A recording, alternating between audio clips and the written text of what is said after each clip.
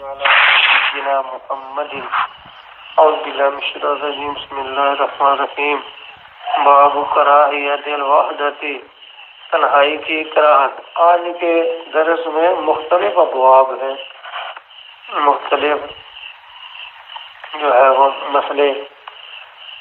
تنہائی کی کراہت ہے، رات کو سوتے وقت چراغ اور آگ کو بجھا دینا، اور اسی طرح جو ہے راہ پر ڈیرے لگانے کی ممانعت، 3 آدمیوں پر ایک جانور پر سوار ہونا یعنی کیسا ہے، اس طرح یعنی مختلف ابواب ہیں۔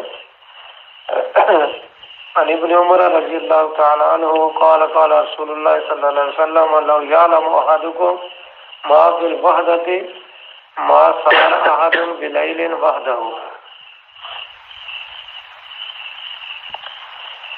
سیدنا عبداللہ بن عمر رضی اللہ تعالیٰ عنہ سے روایت ہے کہ حضرت صلی اللہ علیہ وسلم نے فرمایا، اگر تم میں سے کوئی جانتا جو تنہائی میں خرابی ہے تو وہ کہیں رات کو اکیلا نہ چلتا۔ تو مراد شاید اسے یہ ہے کہ رات کا سفر جو ہے وہ اکیلے نہیں کرنا چاہیے۔ آگے ہے کہ رات کو سوتے وقت چراغ یعنی آگ جو ہے یہ بجھا دینا۔ سیدنا عبداللہ بن عمر رضی اللہ تعالیٰ عنہ سے روایت ہے کہ حضرت صلی اللہ علیہ وسلم نے فرمایا، جب سونے لگو تو اپنے گھروں میں آگ مت چھوڑو، یعنی اس کو بجھا دو۔ ابو موسیٰ اشعری رضی اللہ تعالیٰ عنہ سے روایت ہے کہ مدینہ میں ایک گھر جل گیا، حضرت صلی اللہ علیہ وسلم سے یہ بیان کیا گیا تو آپ نے فرمایا، آگ تو تمہاری دشمن ہے، جب تم سونے لگو تو اس کو بجھا دو۔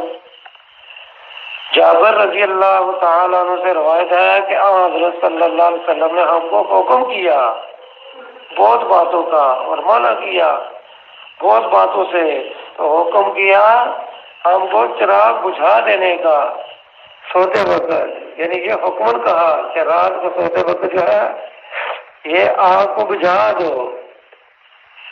نبی صلی اللہ علیہ وسلم سے پیار اور محبت کرنے والے لوگ جب ان کو حدیث پہنچتی ہے تو اصل پیار ہے عمل کرنا اللہ کے نبی صلی اللہ علیہ وسلم کی بات پر۔ اصل محبت یہ ہے کہ آپ علیہ الصلوۃ والسلام کی اطاعت کی جائے، آپ علیہ الصلوۃ والسلام کے جو ارشادات ہیں ان کو جو ہے مانا جائے، عمل کیا جائے۔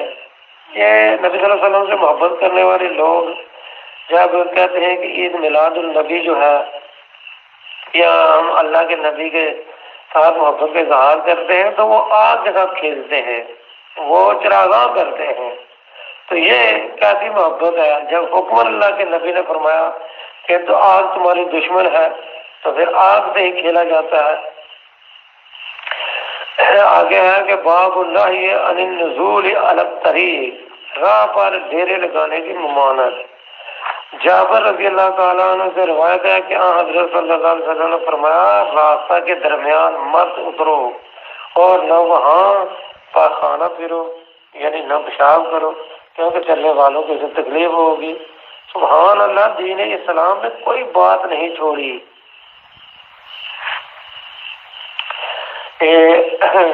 کیونکہ اگر کوئی راستے میں پیشاب کرے گا یا پخانہ کرے گا تو چلنے والوں کو تکلیف ہوگی۔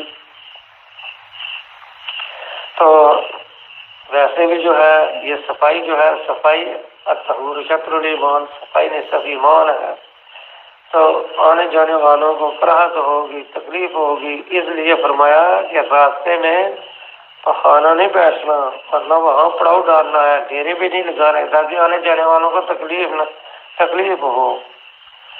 آگے ہے باب رکوب ثلاثۃ علی دابہ، 3 آدمیوں کا ایک جانور پر یعنی سوار ہونا کیسا ہے؟ تو عبداللہ بن جعفر بن ابی طالب سے روایت ہے جو حضرت صلی اللہ علیہ وسلم کے بھتیجے تھے، اور آپ صلی اللہ علیہ وسلم ان کو بہت چاہتے تھے اس وجہ سے کہ جعفر ان کے باپ جو تھے وہ شہید ہو گئے تھے اور عبداللہ یتیم رہ گئے تھے۔ حضرت صلی اللہ علیہ وسلم جب سفر سے لوٹ کر آتے تو ہم لوگ یعنی بچے آپ کا استقبال کرتے۔ ایک بار کہتے ہیں کہ میں اور امام حسین نے رضی اللہ تعالیٰ عنہما نے استقبال کیا. آپ نے ہم دونوں میں سے ایک کو اپنے آگے اٹھا لیا اور دوسرے کو اپنے پیچھے، یہاں تک کہ ہم مدینہ میں آئے.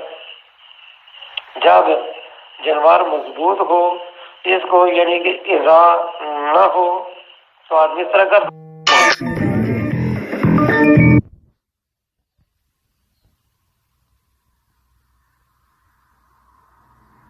سکتا ہے. تو یہ جنوار اونٹ کا یا خچر، اونٹ پر تو 3-4 آدمی بھی سواری کرے تو وہ اٹھا سکتا ہے، اور خچر بھی اگر مضبوط ہو تو 3 آدمی پر سوار ہو سکتے ہیں، بشرطے کہ تھوڑی دور جانا ہو.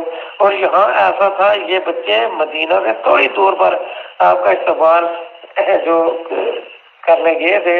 تو دوسری یہ بات ہے کہ عبداللہ اور حضرت حسین حضرت حسن اس وقت کم سن بچے تھے. بس یہ جو ہے 2 وزن، یعنی کہ ان دونوں کا وزن یعنی ایک آدمی کے برابر بھی نہ تھا، اور 2 آدمی خچر پر بخوبی بیٹھ سکتے ہیں اگر بہت یعنی ان کا وزن زیادہ نہ ہو تو بہرحال کسی چیز کو بھی جو ہے وہ تکلیف نہیں دینی چاہیے. اگر آپ کی سواری اس طرح کمزور ہے یعنی خچر وغیرہ، تو اس پر ایک ہی آدمی بیٹھے. اگر وہ کوئی آدمی سمجھتا ہے کہ یہ مضبوط جانور ہے تو 2 بھی بیٹھ سکتے ہیں. آگے کہ خط لے کر اس پر مٹی ڈالنا، تو اس پر ایک ہی آدمی بیٹھے. اگر وہ کوئی آدمی سمجھتا ہے کہ یہ مضبوط جانور ہے تو 2 بھی بیٹھ سکتے ہیں. آگے کہ خط لے کر اس پر مٹی ڈالنا. جابر رضی اللہ تعالیٰ سے روایت ہے کہ حضرت صلی اللہ علیہ وسلم نے فرمایا مٹی ڈالو اپنے خطوں پر، تمہاری مراد پوری ہوگی. مٹی مبارک ہے. لیکن اس حدیث کو بعد میں منکر کہا ہے، بعد میں ضعیف. اور سراج الدین قزوینی رحمۃ اللہ علیہ نے کہا ہے کہ یہ موضوع منقطع بات ہے. اس وقت جو ہے نا خط جو لکھتے تھے تو مٹی وغیرہ سے خشک بھی کرتے تھے. تو بہرحال یہ حدیث جو ہے یہ ضعیف ہے یا موضوع ہے، منقطع ہے. آگے ہے کہ اگر کہیں 3 آدمی ہوں تو 2 مل کر کانا پھوسی نہ کریں. یعنی سرگوشی اور کان میں بات کرنا، اس کی وجہ یہ ہے کہ تیسرے آدمی کو رنج ہوگا، دکھ ہوگا، اور اس کے دل میں نہیں پیدا ہوگا. معلوم نہیں چپ کے یہ کیا صلاح کرتے ہیں. اگر 3 سے زیادہ آدمی ہوں تو پھر جو ہے یہ گناہ نہیں ہے، کیونکہ تیسرا آدمی اکیلا نہیں رہے گا، وہ چوتھے سے بات کرے گا. عبداللہ بن مسعود سے رضی اللہ عنہ سے روایت ہے کہ حضرت صلی اللہ علیہ وسلم نے فرمایا جب تم 3 آدمی ہو سفر میں یا اور کسی مقام میں تو تم میں سے 2 شخص تیسرے کو یعنی اکیلا چھوڑ کر کانا پوسی نہ کریں، اس سے اس کو رنج ہوگا. تھوڑی تکلیف بھی مسلمان کو بچانا یہ بھی گناہ ہے. کتنا خیال رکھا اسلام نے آپس میں مسلمان جو ہیں ان کا کہ تھوڑی سی بھی تکلیف جو ہے یہ کسی اپنے مسلمان بھائی کو نہیں پہنچانی ہے. عبداللہ بن عمر رضی اللہ تعالیٰ عنہ سے روایت ہے کہ حضرت صلی اللہ علیہ وسلم نے منع کیا 2 آدمیوں کو خرگوشی کرنے سے، تیسرے آدمی کو اکیلا چھوڑ کر. آگے آخری حدیث میں کوئی شخص مجمع میں جیسے بازار یا مسجد میں تیر لے جائیں تو اس کے پیکان تھام کر لے جائیں اور پیکان لوگوں کی طرف نہ کرے، ایسا نہ ہو کہ کسی کے لگ جائے. یعنی آج کل تو یہ دور نہیں ہے. بہرحال یہ ہے کہ اگر تیر وغیرہ ہے تو مطلب یہ اس کے نوک کو آدمی پکڑ کے رکھے، کسی مسلمان بھائی کو جو ہے وہ لگ نہ جائے اور اسے زخمی ہو جائے، تکلیف ہو. جابر بن عبداللہ رضی اللہ تعالیٰ عنہ سے روایت ہے کہ ایک شخص تیر لے کر مسجد سے گزرا تو حضرت صلی اللہ علیہ وسلم نے فرمایا اس کی نوک جو ہے وہ تھام لے. وہ بولا بہت خوب، یعنی فوراً عمل کر لیا، ٹھیک ہے جی مان لیا.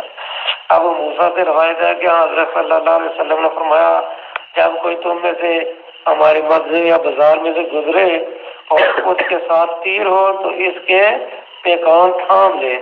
یعنی ایسا نہ ہو کہ کسی مسلمان کو اس کی نوک جو ہے وہ لگ جائے اور وہ زخمی ہو، پر لوگ جو ہے وہ پکڑ کر چلے.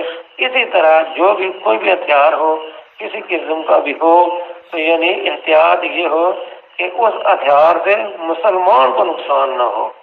یہ جتنے بھی ہتھیار ہیں جب آدمی اس کو سیکھے بھی تو اس نیت سے سیکھے کہ ہم انشاءاللہ جہاد کریں گے، نہ کہ اپنے مسلمانوں میں جو ہے یہ فتنہ فساد قتل و غارت کریں گے۔ تو جتنی حدیث ہم نے سنی ہے، اللہ تبارک و تعالیٰ سے دعا ہے کہ اللہ تعالیٰ قرآن اور حدیث کو سن کر اللہ تعالیٰ عمل کی توفیق نصیب کرے۔